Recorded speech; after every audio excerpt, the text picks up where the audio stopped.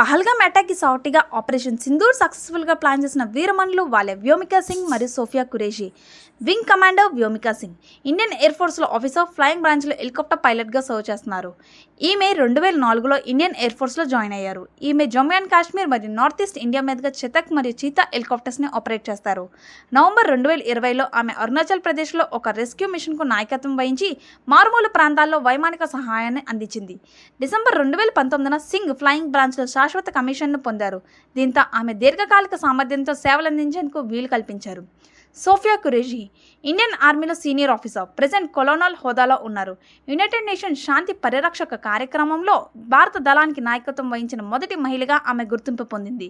1994లో army signal కార్ప్స్లో చేరిన Qureshi Jammu and Kashmir మరియు north east ఇండియాలో కౌంటర్ ఇన్సర్జెన్సీ ఆపరేషన్స్లో పనిచేశారు.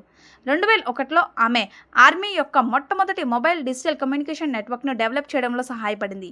2008లో లెఫ్టినెంట్ కొలోనల్గా ఆమె ఆర్మీ ప్రధాన కార్యాలయంలోకి సిగ్నల్ ఇంటెలిజెన్స్ వింగ్లో ఆధునీకరణకు నాయకత్వం వహించారు. ఇండియన్ ట్రైనింగ్ కాంటింజెంట్ లీడ్ చేసిన మొదటి మహిళ సోఫియా ఖురేషీ.